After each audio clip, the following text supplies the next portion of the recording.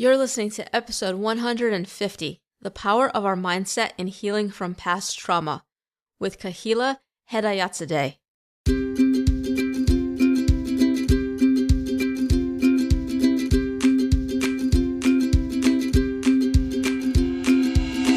Welcome to the Grass Gets Greener podcast, the show for survivors by survivors. I'm your host, Melissa Wilson, a bullying survivor and anti-bullying advocate. And each week you'll hear from a survivor who has overcome a traumatic experience to go on to not only survive, but thrive, so that you can too, starting now.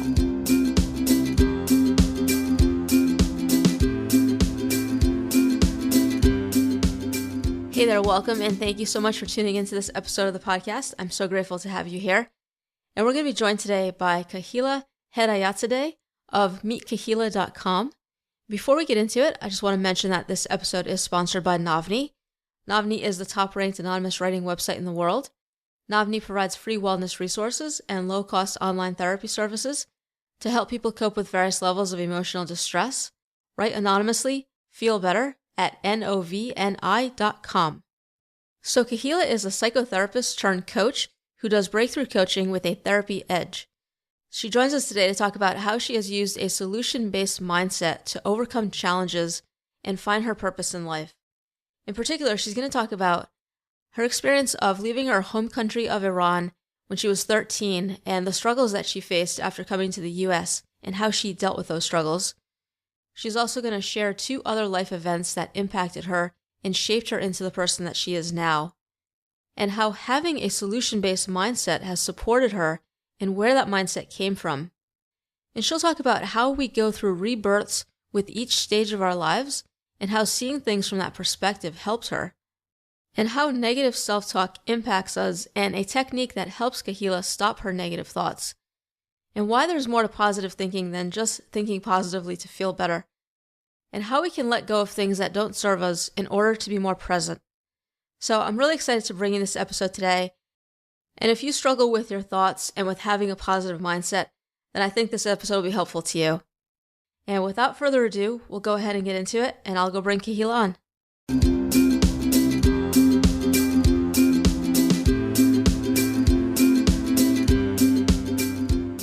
Kahila, welcome to the podcast, and thank you for joining me here today to share your story with us.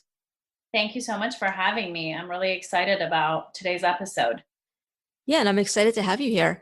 So you and I got connected through past guest of the show, Oleg Lohid, and I'm glad that he introduced us because I know you have a very inspiring story to share, and I'm looking forward to you sharing your journey with us today. And you were also on Oleg's podcast, and what I loved while listening to that was hearing about the mindset you have that has supported you in getting to where you are now. And I really believe in the power of our mind and how it can either support us in moving forward or keep us stuck, and how important it is to be mindful of our thoughts. And so I think it'll be good for us to talk about that today as we're going through your journey.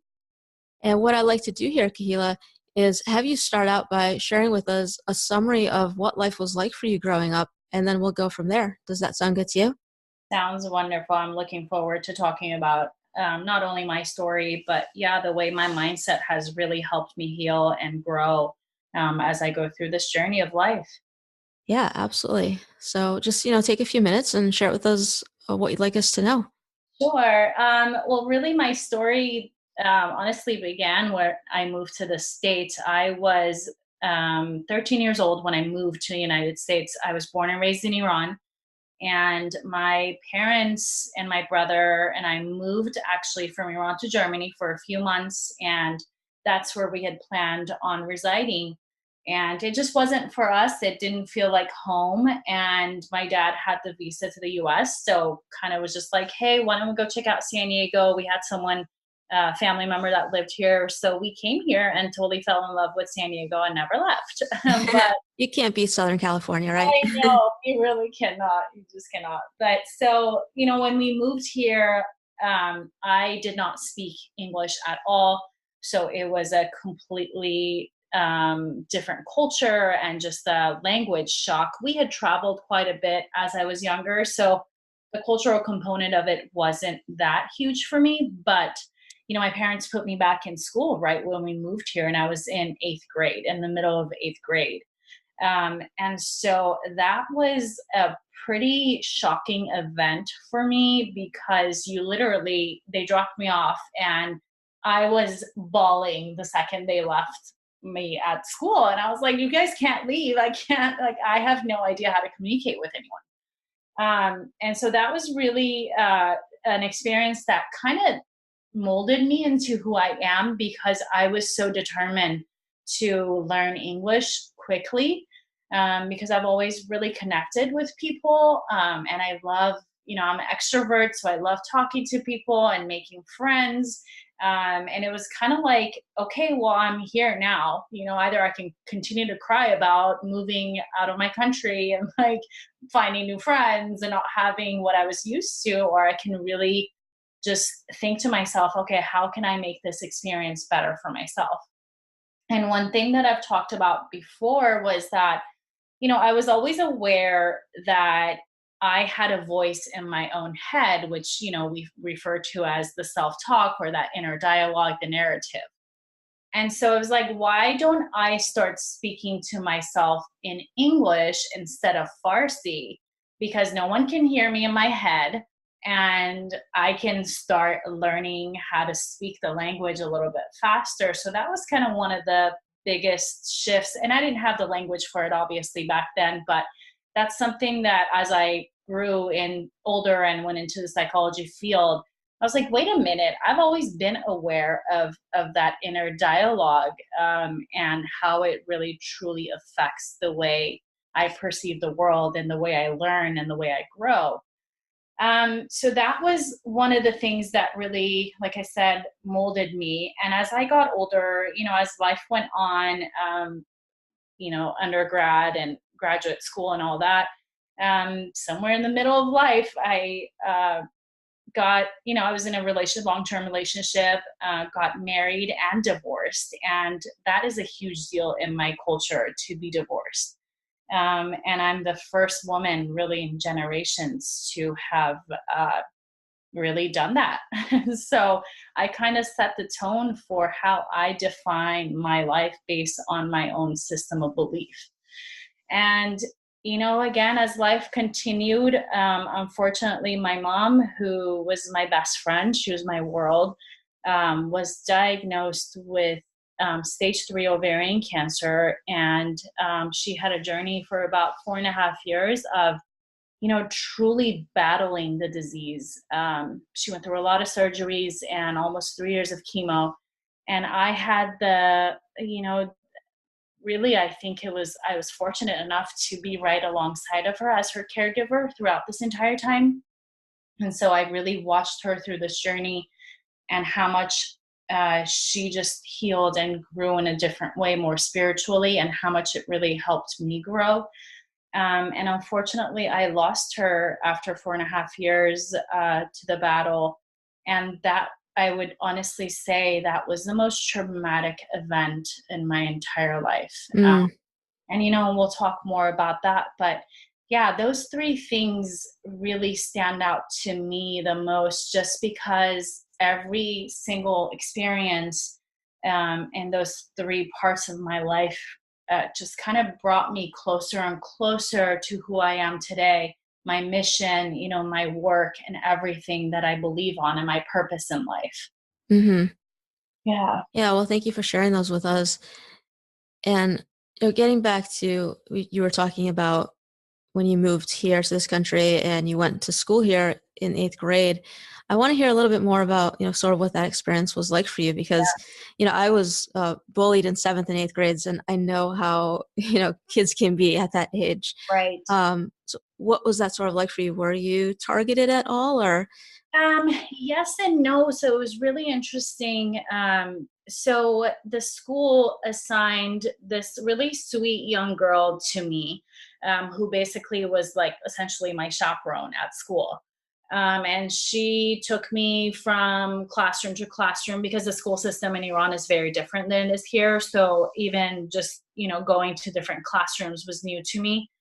Because we stay in one classroom all day and the teachers come to us in the school system in Iran. So I had someone that was kind of guiding me through that. Obviously, again, I didn't know how to communicate with her. But yeah, there was definitely parts like lunchtime. I know all of us have experienced lunchtime trauma somehow, some way. But it was, I was by myself. I was really lonely. And that was probably the most heartbreaking thing for me. And there was probably, if I had to really honestly think about it, there was a couple of kids that were just kind of like, well, who are you? Where are you from? Why don't you speak English? What do you mean you don't speak English? Like, what country doesn't speak English? So there was a couple of those moments. But to be really honest with you, I didn't let that get to me at that moment. Yes, it was painful, but it was just kind of like, it basically fueled me to want to learn English even more. Mm-hmm. Like, I was like, I cannot be the kid that gets picked on. Like, I was so determined to be like, no, like, I need to know what they're talking about so I can defend myself. Right. So like, Mm-hmm. that was kind of my motivation. But it was just the trauma of not being able to communicate was probably even more prominent for me than what other people had to say. Like, but I would say that my brother did experience bullying. And so I went through that. We were in high school together. And so I ended up being his protector.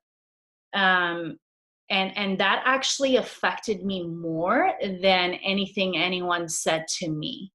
Mm. Yeah, just Yeah, because. you don't want to see it happening to someone else, Yeah, especially a loved exactly. one.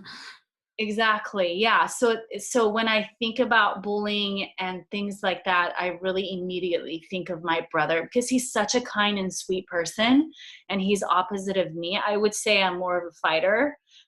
Like, I'm just a little firecracker. So, but he's so kind and sweet that he just he didn't stand up for himself. And so I took on the role of being his defender, if that makes sense. But Mm-hmm. yeah, the language component of it was probably the most heartbreaking part of the experience for me. Yeah.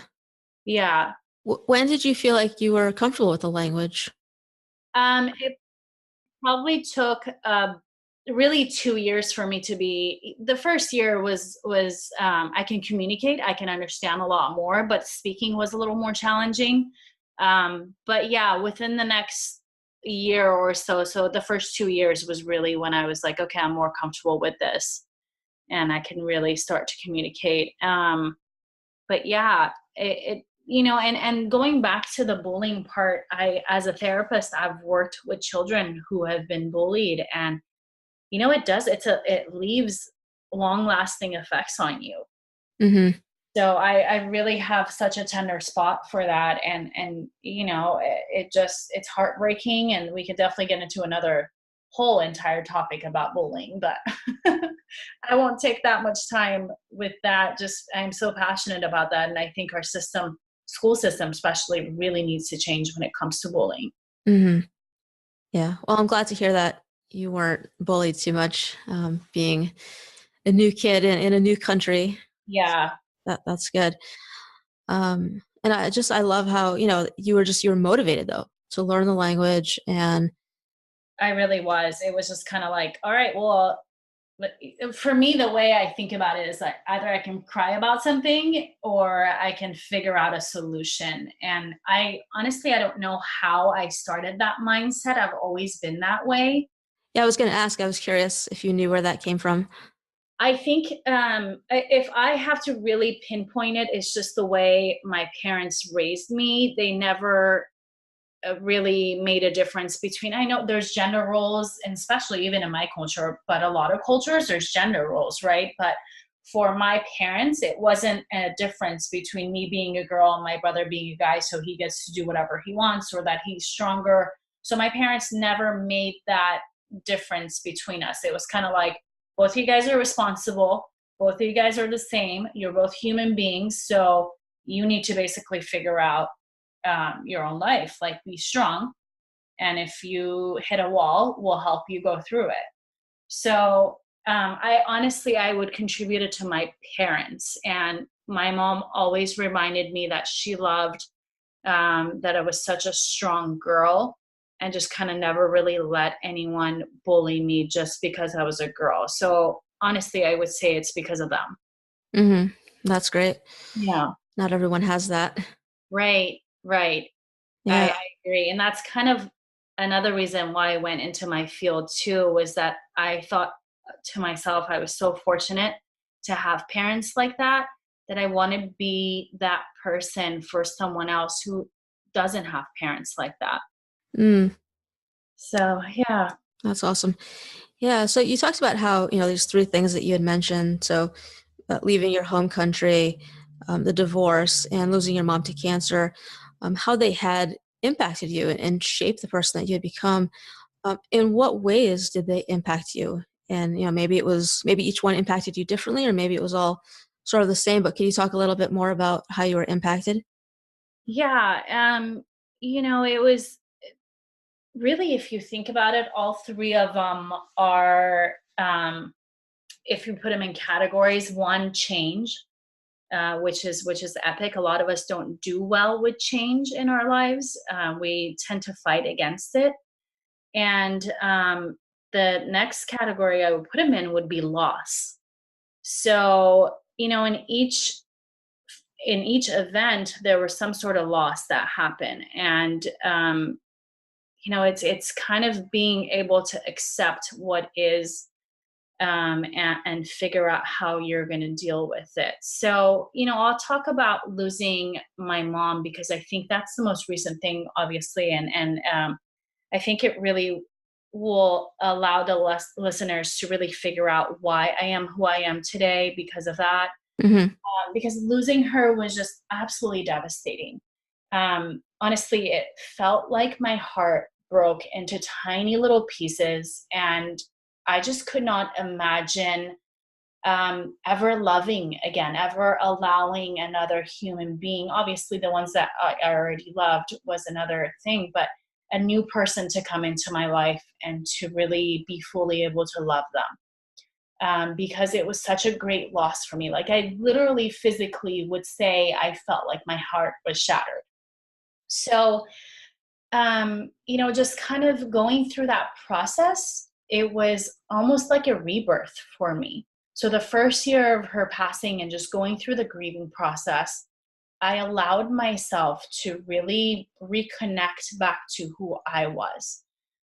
Because she was my backbone. She was my best friend, and she was really the only person that I ever went to with my deepest secrets, because I'm a very private person, and so she was the only person that I really valued her advice and her wisdom, and so I went to her with everything.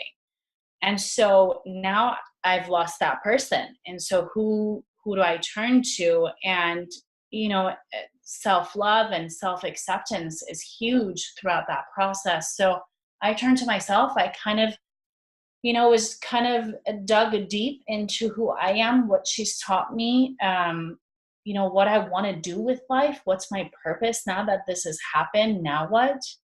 And so I call it a rebirth. It was a rebirth for me that first year. And as challenging as it was, I faced, my weaknesses, my strengths, the love that I had, always received through family and my friends, and for myself. So that traumatic experience really shaped me into everything that I am today speaking to you. Mm-hmm. Yeah. So it was gut wrenching. It really was. Because, not only do you watch, you witness the person that you love the most literally slowly just wither away in your arms. And having her die in your arms, it was just kind of like, whoa, that just puts life in a different perspective for you. Mm-hmm. And really shapes your thought process and your beliefs as to, okay, are the things that I was worried about before, the little things that us human beings worry about, especially women, was it really that serious? Because at the end of the day, really, and I don't mean this in a morbid manner, but we're all gonna die. But how are we living as we are living? We're alive. So that's kind of one of the things that shaped me. Yeah, no, I can totally see that. And it's hard when we experience loss. Mm-hmm. It's like you don't know what to do with that sometimes. And either, it can sort of take you down and keep you down, or you can find a way to overcome it and to move on and to do something with it. I mean, for you, you're talking about being able to find your purpose after that. And so I think it's so great that you were able to do that. Yeah, and that's exactly it. Life is a process, and that's what a lot of us need to recognize is that it has seasons, it has different journeys, it has ups and downs, and we just got to figure out how to go through that. Yeah, which is a tricky thing to do. Absolutely. So what are some of the things that have helped you in that journey? You know, like I said, it's the acceptance part of life. If we really think about it, in every step of our life, a part of us really dies. Whether it's an experience, whether it's you become from a teenager to a young adult, from a young adult to an adult. A part of you kind of, and I say that in a very, I guess, dramatic term, because I want your listeners to really think about that, because a part of us grows and it dies away, and what we need to do is focus on the rebirth of a new self. And it's just kind of like, if you think about it, nature even goes through that as well. We go through winters and all the plants die, all the leaves fall off the flowers, and there's nothing on the trees. But come spring, they're back to their rebirth process. They're back to being brand new again and standing in their glorious being.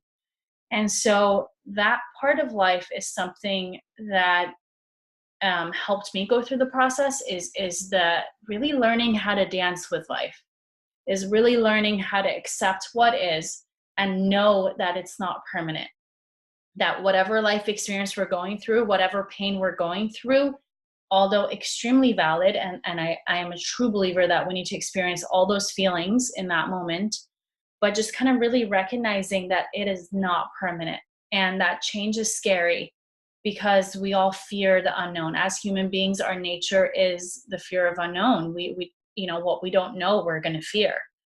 But just again, accepting the fact that yes, although it is scary and it's terrifying, and we have no idea what's on the other side, that the other side is almost always more beautiful than what we're stuck in right now. So just kind of recognizing that about life helped me go through all the heartbreaks and the shocks and the pain and the emotions and the thought process that was sometimes negative. It's just kind of accepting the journey. Yeah, it's hard, because I know, like, for a lot of my listeners, I mean, they've gone through something traumatic growing up Right. where they didn't have control over it, right? And things changed in their life as a result, and that was really scary. Right. And I think, it makes it that much more difficult when something happens to you again later in life, if you haven't necessarily processed what you've gone through yet and you're sort of re-traumatized again. It's really hard to accept that change, to Right. accept, that things are happening out of your control. And so I think it is, Absolutely. I love that you're saying that. It is so true. And that's exactly what I think your podcast and your conversations are starting to change in people.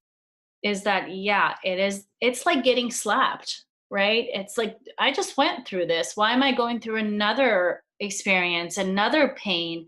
I haven't even had time to catch my breath from the last one. right. You just need a break. Yeah, I hear you. I couldn't agree with you more. And I totally experienced all of that. Hmm. And especially while my mom was going through the cancer, and every time she went into remission and came back, and it was just kind of like, are you kidding? Like, we just went into remission, now the cancer is back. And and that was her journey, but I felt it.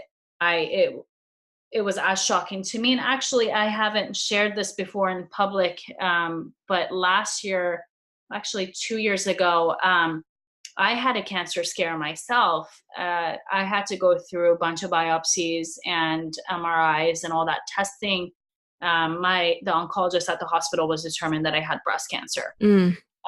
And yeah, the first thing I thought about was when they told me that we need to put you through these testings was, are you kidding me? I don't want to curse on your podcast, but we did. I was like, are you joking right now? Seriously, after everything I've gone through, this is what's going to happen to me too. Right. So yeah, you definitely go through those thought processes, and thank goodness it ended up being benign. But yeah, we're only human. We're allowed to feel those feelings. Mm-hmm.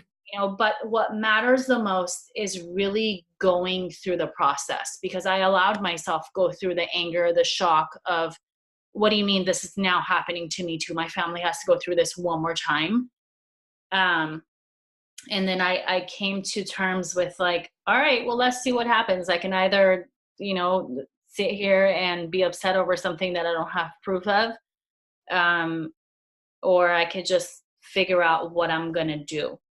So one of the things that I would tell your listeners is try to see if you can find solutions to your pain. And if there is no solution, really be able to face the pain.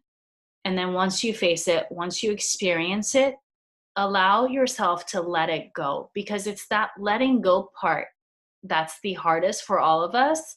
Mm-hmm. But it's also the most freeing part of any traumatic event. And it takes work. It takes a lot of work. Yeah, definitely. I love, having that solution mindset, because that's what's, going to make us feel like we have that control again. Sure. And yeah, it sucks when, sometimes things just keep happening and we don't feel like we're catching a break. And unfortunately, we can't control that. We can't necessarily predict what's going to happen. And so it comes down to, how can we deal with it? How can we best deal with it so that, it doesn't send us spiraling and, we just go into a deep depression and we can't function. Yeah, absolutely. In my experience working with clients too, what I always challenge them to do is, if you don't feel like talking about it, if you don't have a person to talk to, write it, because a lot of times what we do in an experience like that, and what you were just saying, is that we hide from what's actually going on. We hide from the emotions, right? We hide from what needs to come up and be processed. And then we get stuck in our self-talk, right? The negative self-talk comes up. And that's probably the most common part of, we kind of relive the trauma in our head over and over and over again. And that's what really creates depression and anxiety, is the story that we keep on repeating in our mind. And although valid and although very natural, we just need to be able to catch ourselves and be like, you know what? I don't want to relive this story over and over again in my head. I need to figure out how to get rid of it. Mm-hmm. And just really just come to terms with it. Right. Yeah. And I mean, that's why I said at the beginning, I mean, it's so important to be mindful of our thoughts, and it can be so easy to get caught up in those negative thoughts. So what helps you when negative thoughts come up for you? What do you do to to break free of them? Thank you for asking that.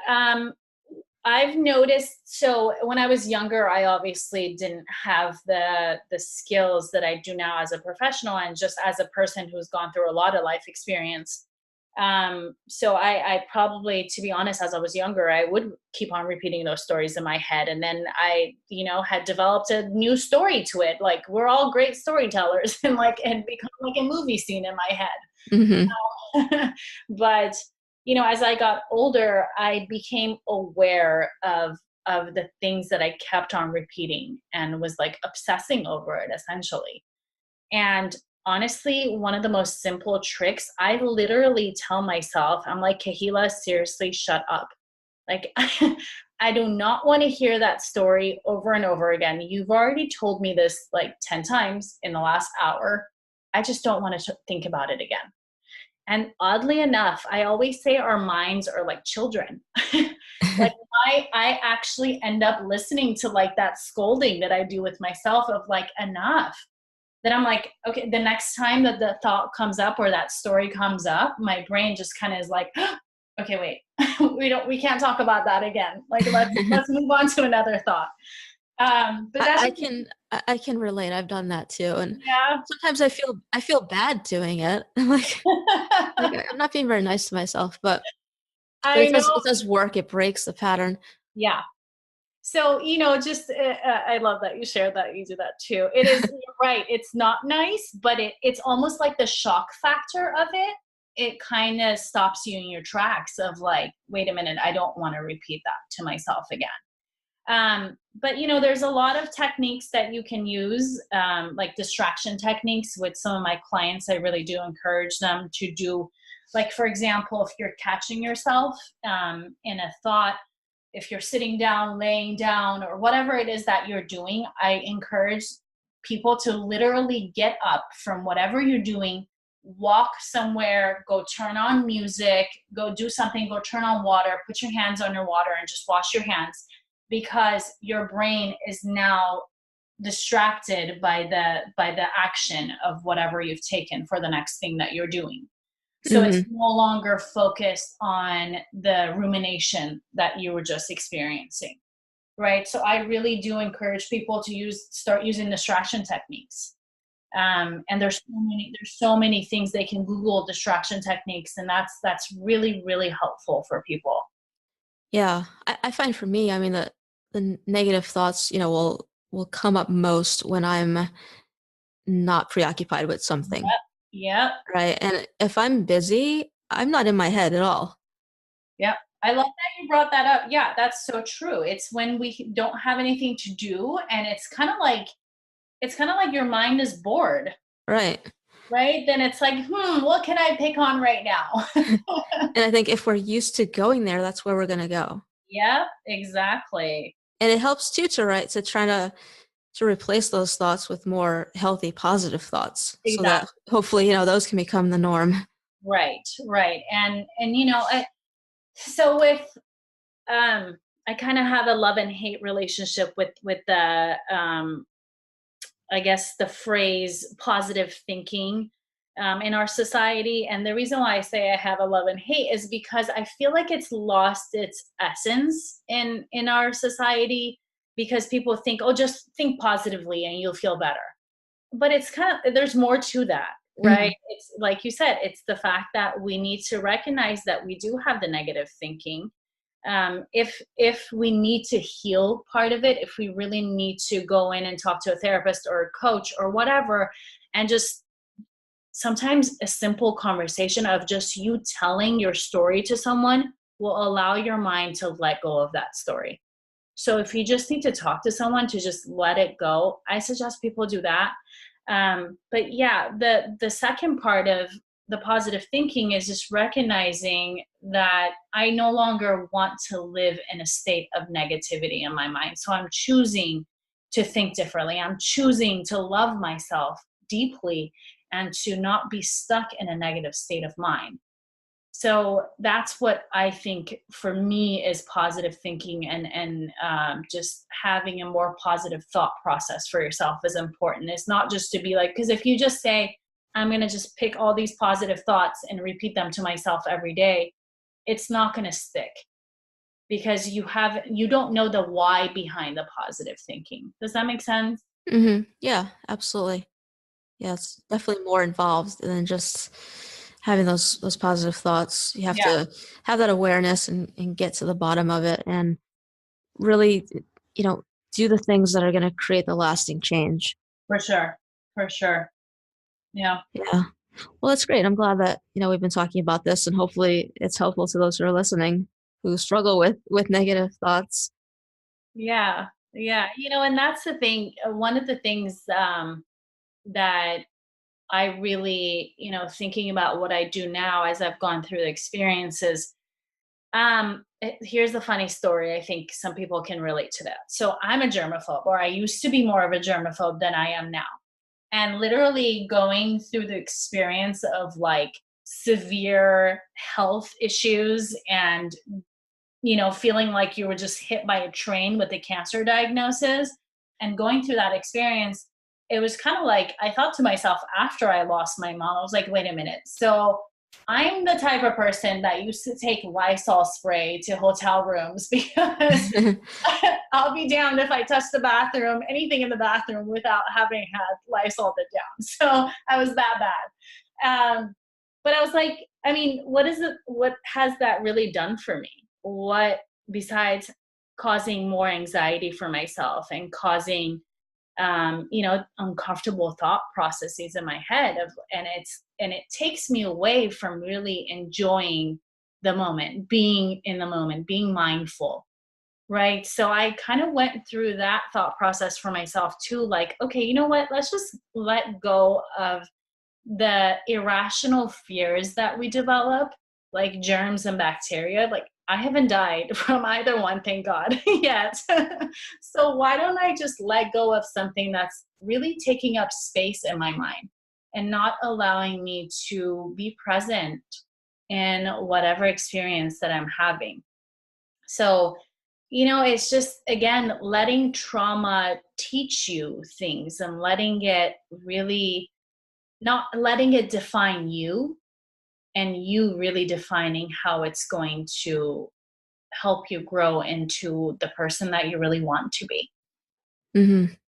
Yeah, I love that. And I think that's something we can all do is sort of look at what are the things that we do or that's taking up, space in our minds that isn't serving us, Right. and what can we do to get rid of it so that we open up more space to just be in the present moment Exactly. and to find ways to enjoy life. And and it could be small. We can start small. It doesn't have to be, okay, I'm going to go face all my traumas right now. Right? Like, it could be something so small as me being ridiculous about germs. Like, it let's take baby steps, and then we can face the more challenging ones as we learn how to. Yeah, absolutely. Because otherwise you'll be overwhelmed if you try to take everything on at once. Totally.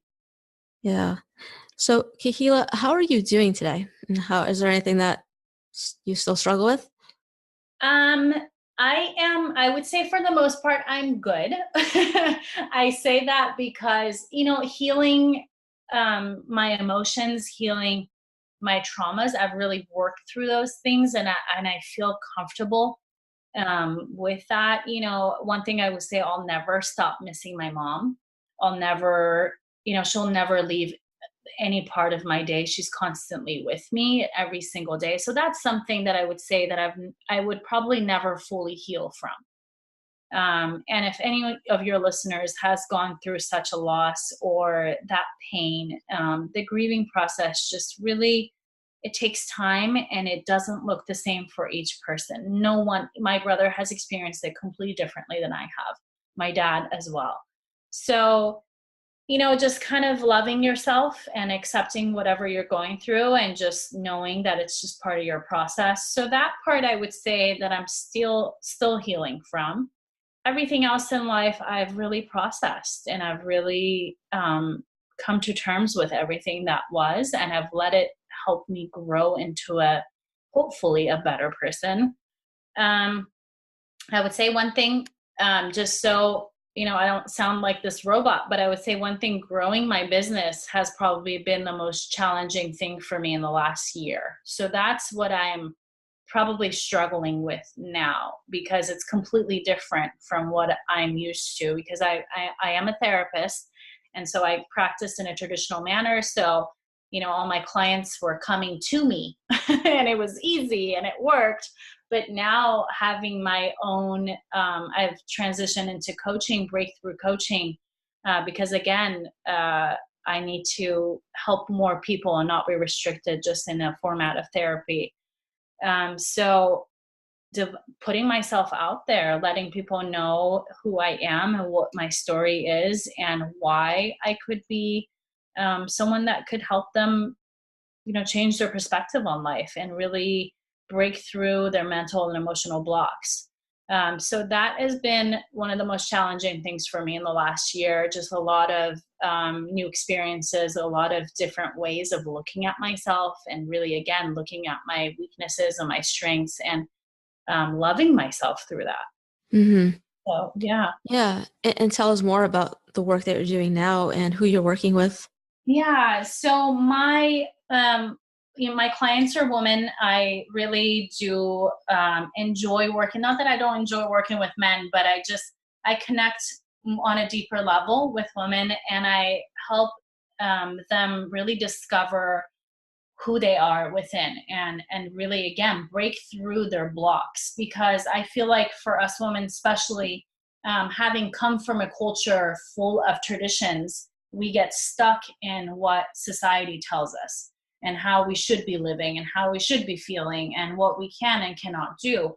And so I really help women discover a stronger part of themselves, that they end up defining life based on their own beliefs, based on their own values, and based on their own dreams for themselves. So that's my work now, and it's been amazing. I feel so fortunate and so blessed watching these incredible women go through the process of really letting go, and finding a version of themselves that they knew existed, but they were just afraid of facing.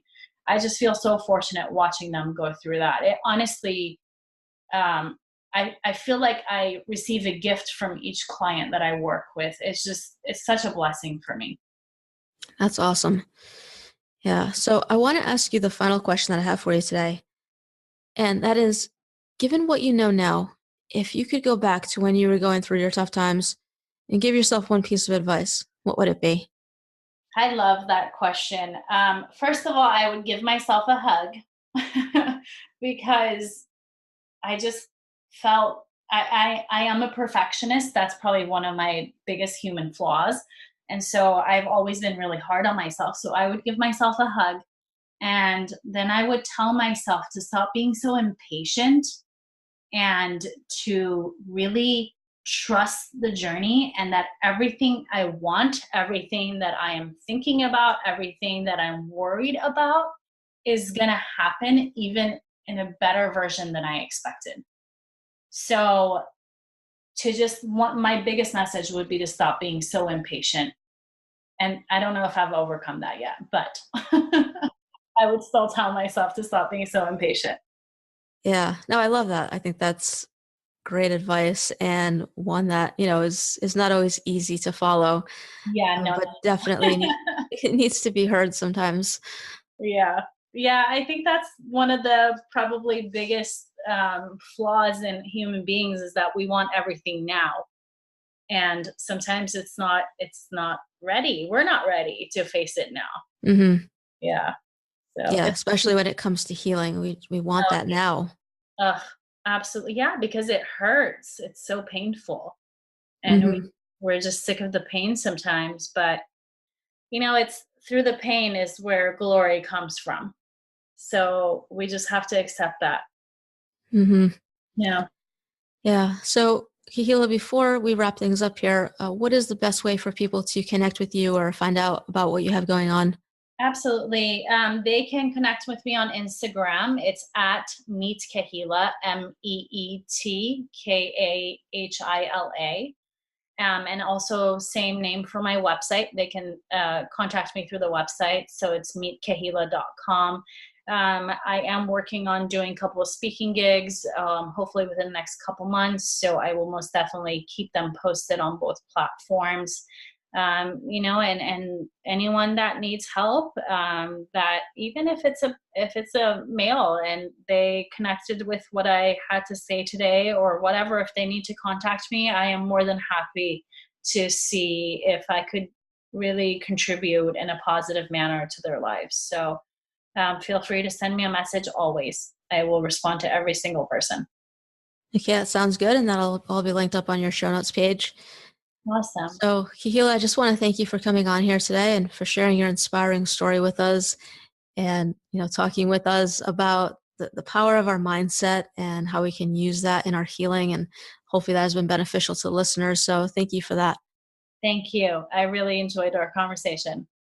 Okay. Well, I hope you have a great rest of your day. Likewise.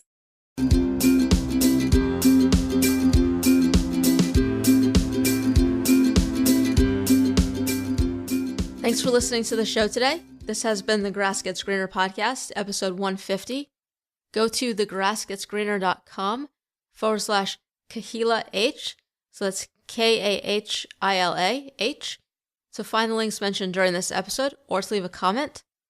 So I hope you enjoyed this episode with Kahila today and have been inspired by her story. Our minds are powerful, and as I said in the beginning, they can either support us in moving forward or hold us back. I know how challenging it can be to get control over your thoughts, but learning to master your thoughts can change your life. And I hope that this episode gave you some ideas for how to go about doing that. And be sure to come back for the next episode for more inspiration. And also head over to the website to grab your free copy of the Top 10 Strategies Guide for Survivors. In it, you'll find the top 10 most common strategies my podcast guests have used for overcoming the effects of past trauma. It's a great place to get started if you're looking for some strategies that can help you in your healing, as they have helped my guests. And you can find that at thegrassgetsgreener.com/guide or also on the show notes page. So be sure to grab that if you haven't yet. And lastly, don't forget to head over to iTunes or Stitcher to leave the show a rating and a review so that we can reach as many survivors as possible. And as always, have hope.